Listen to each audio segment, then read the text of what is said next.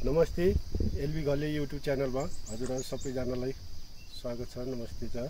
र आज चाहिँ हामी तपाईहरुलाई सिन्धुपाल्चोक सदरमुकाम चौतारा नगरपालिका वार्ड नम्बर 7 मा रहेको भुच्छाङा ठाउँमा तपाईहरुलाई लगेर जान्दैछौँ।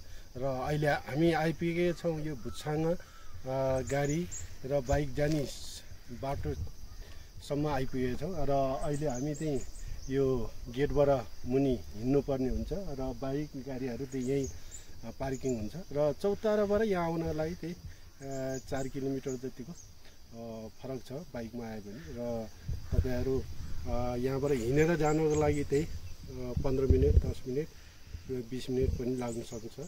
र आउनको लागि तपाईहरुलाई आधी घण्टा पौने घण्टा पनि लाग्न सक्छ। ठाडै उकालो खुर्किलो छ। र यो खुर्किलो चाहिँ तपाईहरुलाई 668 वटा खुर्किलो तपाईहरु उक्लिनु पर्ने हुन्छ। र त्यहाँ धेरै रमाइलो ठाउँ पनि छ। र तपाईहरु यहाँ आउनको लागि सजिलो होस् भनेर यो भिडियो बनाइदिएको छु। ल हजुरहरु जानी हैन त? भाइहरुको घर यही हो? हजुर माथि हो। अनि कति कक्षामा पढ्छ भाइ? म 7 मा। अनि अर्को भाइ 6 मा। अनि भाइहरु जहिले पनि शनिबार यहाँ भुच्छाङामा आउनुहुन्छ हो? हजुर कहिलेकाहीँ समय मिलेको बेला। अनि के पौडी नि खेल्नुहुन्छ? पौडी खेल्ने यतातिर सरसफाइ गर्नुहुन्छ। सरसफाइ नि गर्नुहुन्छ। थ्यांक यू भाइ, धेरै राम्रो बानी। अनि अहिले यहाँ कतिखेर खाना खान्छ त आउनु भएको हो? हैन, खाना नखाएको। खाना नखाएरै आएको? ओ अनि कतिखेर खान जान्छ त? अब अहिले जान्छु। ल भाइहरु, अब यहाँ सरसफाइ गर्नुपर्छ, राम्रो गर्नुपर्छ है। पर्यटकलाई भित्राउनु पर्छ, रमाइलो ठाउँ बनाउनु पर्छ है भाइहरु। पढ्नु नि पर्छ है। ल नमस्ते। यस समितिमा रहेको हाम्रा समितिको अध्यक्षसँग पनि केही कुराकानी गर्नेछु। राजन सर नमस्ते। नमस्ते। तपाईँ यहीँकै बासिन्दा हुनुहुन्छ। यो भुच्छाङा तपाईहरुले देख्नु भएको कति वर्षदेखि तपाईहरुलाई यो भुच्छाङा बारेमा थाहा भएको हो? धन्यवाद तपाईलाई पनि मेरो तर्फबाट। यो भुच्छाङाको बारेमा भन्नुपर्दा तपाईको भनौँ न, यो पूर्वकाल पुर्खादेखि नै यो बग्दै आएको थियो।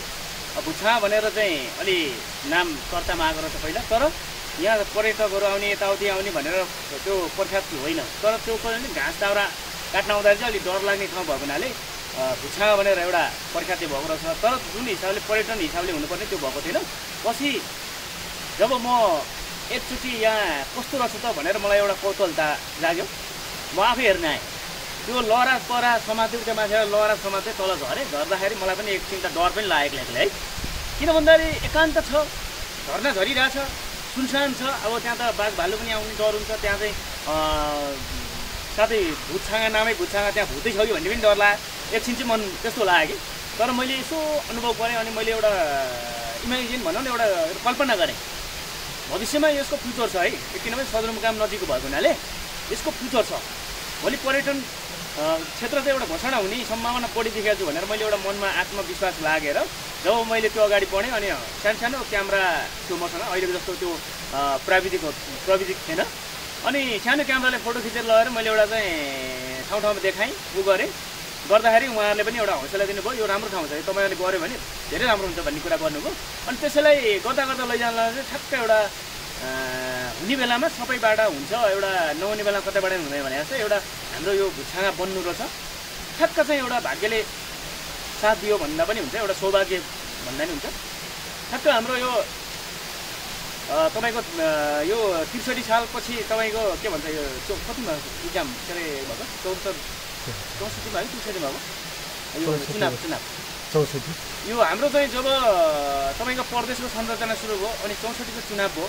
चुनावपछि हाम्रो चाहिँ ठ्याक्कै हाम्रो नेकपा माओवादीको चाहिँ एउटा हुनार व्यक्ति सबैले चिन्नुहुन्छ, तपाईँहरूले चिन्नुहुन्छ, हाम्रो माननीय शिवराज दुलाल, पूर्व भौतिक पूर्वाधार मन्त्री प्रदेशको, उहाँसँग चाहिँ मैले ठोकिन पाएँ।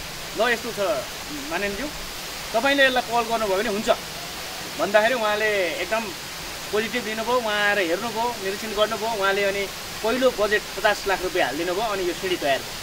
अनि पर्यटकहरूलाई आउने एउटा सजिलो वातावरण बन्यो। त्यसपछि हामी त्यसलाई क्रमशः रूपमा अगाडि बढाउँदै गए। पछि उहाँले आफ्नो सांसद कोषबाट हाल्नुभयो गर्दा गर्दा अहिले चाहिँ रेलिङ भयो, सबै भयो। अब डिपिआर अनुसार अब क्यानोन फिट गर्न छ, यो वारपार यो पुल बेली ब्रिज हालेर यहाँनिर चाहिँ शिवजीको मन्दिर बन्ने एउटा डिपिआरै भइसकेको छ। पिकनिक स्पोट त्यहाँ माथि बन्ने छ।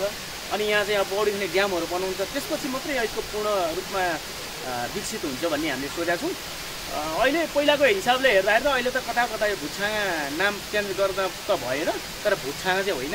अनि एउटा सर्टकटमा हजुरहरूलाई के भन्न चाहन्छु नि, यो भुटछाँगामा चाहिँ मान्छे आयो भने भुतले खान्छ कि भन्ने एउटा मान्छेलाई डर त्रास पनि छ नि, त्यो त्रास के अरे मनबाटै हटाइदियो भने किन भन्दाखेरि हो सुनसान ठाउँमा चाहिँ बालबच्चाहरू गएर दुर्घटना होला भनेर बाबाआमाले यहाँ भुत लाग्छ है त्यहाँनिर चाहिँ त्यो इन्द्रनी पर्छ भुत आउँछ भनेर नजाओस् भनेर एउटा सतर्कता अप्नाउनलाई भुटछाँगा भुत आउँछ भनेको हो। अब अर्को प्रश्न हाम्रो निराजन सरलाई, र यो छाँगा समितिको अध्यक्ष पनि हुनुहुन्छ उहाँ, र उहाँलाई म सोध्न चाहन्छु कि यहाँ हाम्रो यो बाटो पहिला थिएन, यहाँ त भिरको बाटो जङ्गलको बाटो थियो होइन, यो बाटो बनाउने तपाईँहरूलाई सोच कहिले आउनु भएर यो कतिखेर बनेको हो यो बाटो, कुन सालतिर? धन्यवाद यो प्रश्नमा पनि तपाईँलाई। यो तपाईँले बाटोको विषयमा भन्नुभयो, वास्तवमा यो बाटो यहाँ आइपुग्दाखेरि म घिर्सेर आएको, भिरालो थियो, यो लहरा समातेर यहाँसम्म पुग्ने क्रममा आइपुग्यो। अनि जब त्यसपछि चाहिँ के भयो भने जब मैले अघि पनि मैले प्रश्न भनिसकेँ, उत्तर दिइसकेँ, हाम्रो माननीय युवराज दुलालको पहलमा 50 लाख पहिलो पर्यो। 50 लाख परिसकेपछि हामीले माथिदेखि तलसम्म चाहिँ 668 सिँढी चाहिँ हामीले बनाउँदै आयौँ र सहजीकरण गर्दै गर्दै यसरी यहाँसम्म चाहिँ हामीले बाटो ल्याएर अनि योभन्दा अगाडि त धेरै मान्छेलाई त्यो जङ्गल आउँदाखेरि तपाईँको हामीले देख्ने मान्छेले चाहिँ यो बाटो भनेर आउँथ्यो, त्यो नयाँ मान्छे आयो भने त कता चाहिँ जङ्गलतिर हराउँथ्यो, यहाँ भुटछाँगा पनि आइपुग्ने अवस्था पनि थिएन त्यस्तो अवस्था। अनि अब यो खुड्किलो यो बनेको कति सालमा हो? यो अहिले लगभग तपाईँको 2 वर्ष क्रस भएर 3मा लाग्यो। 3मा लाग्यो। यो खुड्किलो यहाँ हाम्रो भुटछाँगादेखि माथि बाइक गाडी बाटोसम्म कतिवटा खुड्किलो छ यहाँ? यो टोटली तपाईँको यो लामो स्टेपलाई पनि गनेर सिङ्गलमा गर्दाखेरि पनि 668 सिँढी छ। त्यसमा चाहिँ यो स्टेट लामो तपाईँको सिँढीलाई गर्ने त्यसलाई बनाएको भए त हजारै लाग्थ्यो होला, तर हामीले चाहिँ सम्म ठाउँमा चाहिँ स्टेट तरिकाले गऱ्यौँ, त्यो छुट्याएर पनि 668 सिँढी चाहिँ कायमै छ। तपाईँलाई अब यो समिति तपाईँहरूको कतिजना मिलेर समिति बनाउनु भएको छ? यो हामीले समिति चाहिँ 7 जनाको छ। यो हामीले फेरि अचानक त्यो बजेट तरिसकेको थियो, बजेट परेपछि काम गर्नुपर्ने भएको हुनाले हतार 7 जनाको कमिटी गठन गर्यो। तर हाम्रै गाउँको मात्रै मगुवाको मात्रै सीमित छ यहाँ समितिमा। तर यहाँ साथीहरूको आवाज पनि के आइरहेको छ भने चौतारा साँचोगढी नगरपालिकाको अन्तर्गत यो भएको हुनाले सबै वडाका साथीहरूलाई समेटेर समिति बनाउनुपर्छ भन्ने कुरा आएको छ। त्यो मैले पनि स्वीकारेको छु, किन भन्दाखेरि तपाईँलाई समेट्यो भने भोलि काम गर्न पनि सहजीकरण हुन्छ, हरेक कुराहरू हुन्छ। अहिले चाहिँ अब एकलोटी गरेर आफ्नो मान्छेलाई लाग्छ होइन, हाम्रै गाउँको मात्रै समिति बनायो भनेर। अब चाहिँ अबको दिनमा त्यसलाई क्रमिक रूपमा सुधार्दै लाने परिकल्पना पनि गरेको छ। हाम्रो यहाँ चाहिँ अब यो भुटछाँगा हेर्नका लागि डुल्न घुम्नका लागि बढी जस्तो कुन बारले यहाँ हाम्रो यहाँ घुम्नको लागि साथीहरू आउनुहुन्छ? हाम्रो चाहिँ प्रायः जस्तो चाहिँ छुट्टीको दिन आउँछ, शनिबार अनि शुक्रबार र शनिबार अलिकता उनी भिडै हुन्छ प्रायः जस्तो, किनभने अब अफिसियल मान्छेहरू शुक्रबार शनिबार छुट्टी हुन्छ नि त, त्यसले गर्दा भिडबाट आउँछ। अनि अर्को कुरा के जोड्न चाहन्छु भने हाम्रो पर्यटक काठमाडौँदेखि तपाईँको ललितपुर काठमाडौँ भ्यालीभित्रको त टोटली म्याक्सिमम उहाँहरू चाहिँ बाइक राइडर गर्दै यहाँ पुग्नुहुन्छ, आउनुहुन्छ, सर आउनुहुन्छ तर धेरै बस्नुहुन्न। उहाँहरू 10 मिनट 15 मिनटमा फर्किनुहुन्छ, किनभने यो ठाउँमा आयो भन्दा हेर्ने ठाउँ केही पनि छैन। यसलाई अझ हामीले आधा घन्टा 1 घन्टासम्म चाहिँ यहाँ भुल्ने माहौल बनाउनु पायो भने अझ पर्यटकहरूलाई एउटा आनन्द जुन हिसाबले आएको थियो त्यो उहाँहरूको चाहिँ सोच इच्छा पुरा हुन्छ भन्ने पनि सोचेको थियो। तर यो तलतिरहरू हामीले धेरै रेलिङको सहायताले अथवा कुनै ट्रेनको सहायताले तलतिर पनि हेर्ने माहौल बनाउन सक्ने क्षमताहरू ठाउँहरू छ। त्यसलाई अब बजेट कुरा हो, बजेट पऱ्यो भने विस्तार त्यो पनि हुन्छ सम्भावना छ।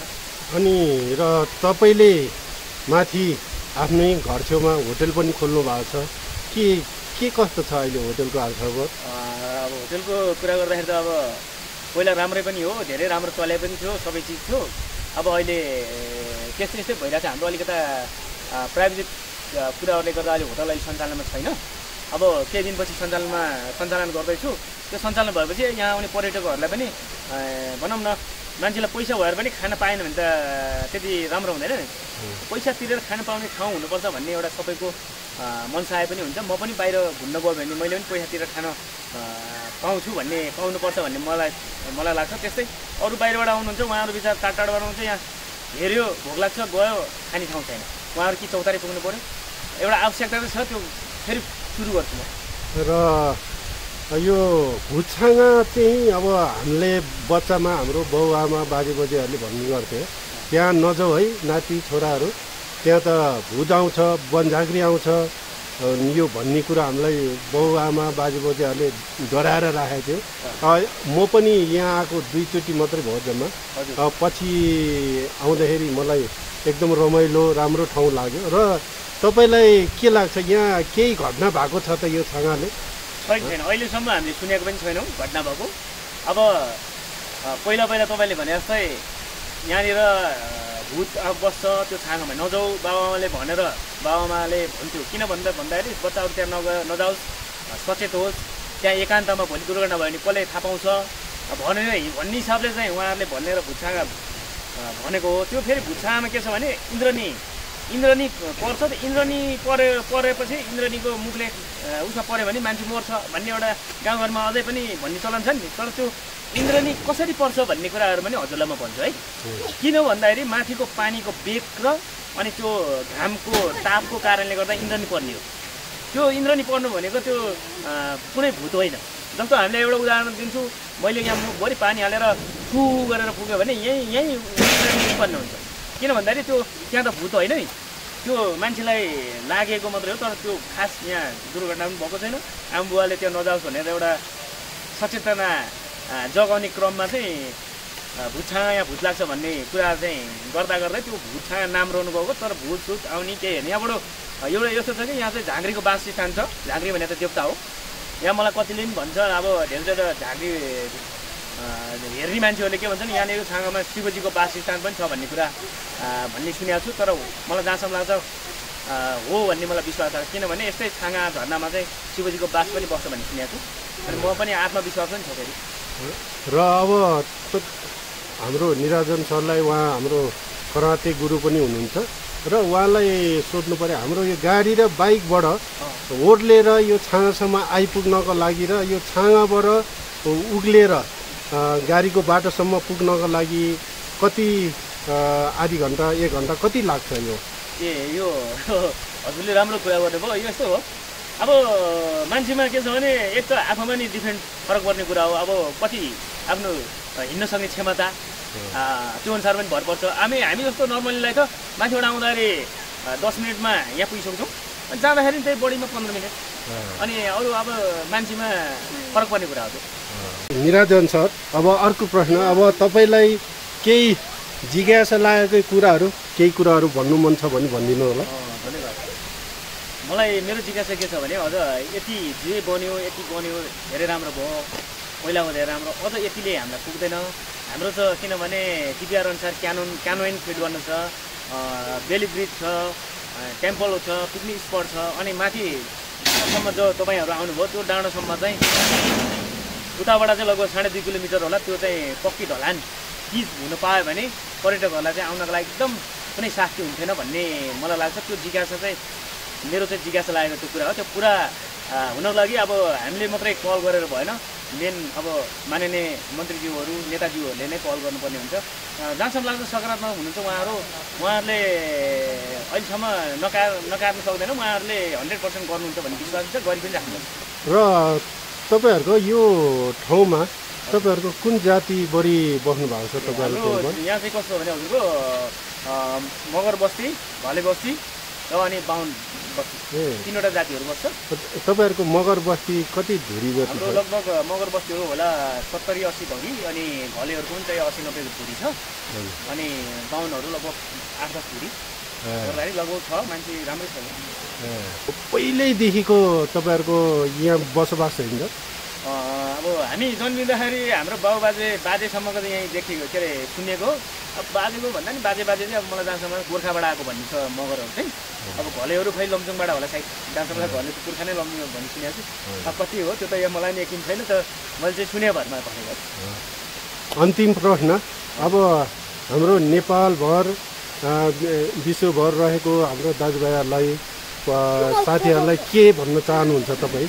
म हाम्रो नेपालमा रहनुभएका नेपालभन्दा बाहिर रहनुभएको सम्पूर्ण दाजुभाइ दिदीबहिनीहरूलाई उहाँहरूलाई के भन्न चाहन्छु भने एकचोटि यो भुछामा आइदिनु होला, स्वागत गर्छु र आएर यसो प्रतिक्रिया दिएर सरसल्लाह सुझाव सहयोग गरिदियो भने एउटा राम्रो हुन्छ जस्तो लाग्छ। किनभने यो भनेको राज्यको सम्पत्ति हो, मेरो मात्रै होइन।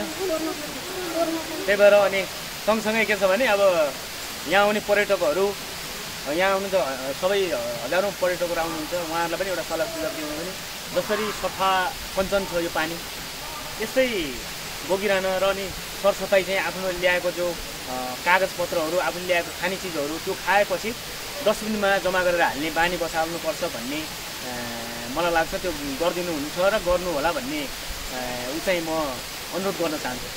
र यहाँ लास्टमा यहाँ हाम्रो आवश्यकता पर्ने चिजहरू यहाँ एउटा होटेल सानो होइन भइदियो भने पनि धेरै राम्रो हुन्थ्यो कि। एकदमै कतिपय पर्यटकहरूले गुनासो पनि पोखेको छ कि यहाँ यति टाढाबाट आइयो, यस्तो राम्रो ठाउँ छ, यहाँबाट गएपछि माथि उक्लिँदाखेरि 60-68 सिँढी उक्लिँदाखेरि त मान्छेको तागत त गर्छ नै, अनि त्यसपछि इनर्जी लस भयो भनेर चाहिँ खाने ठाउँ खाजा खाने ठाउँ माथि मात्रै भइदियो भए पनि हामीलाई कति राम्रो हुन्थ्यो भन्ने चाहिँ गुनासाहरू चाहिँ आएको छन्। त्यो गुनासा पनि आउनु स्वाभाविक पनि हो र यो उहाँहरूको त्यो गुनासालाई पनि हामी केही वर्षभित्रै त्यो गुनासो नआउने वातावरण पनि बनाउन हामी खोजिरहेको छौँ। ल थ्याङ्क यू हाम्रो निराजन सर। अब कनाते गुरु पनि हुन्छ, उहाँ यहाँको लोकल स्थानीय पनि हुनुहुन्छ, उहाँ समाजसेवी यो भुछाङा समितिको अध्यक्ष पनि हुनुहुन्छ र उहाँलाई अब आफ्नो मनमा लागेको कुराहरू भनिदिनु भएकोमा धेरै धेरै धन्यवाद। ल हजुरलाई नमस्ते। एउटा प्रश्न सोध्ने मौका दिनुभयो, उत्तर दिने।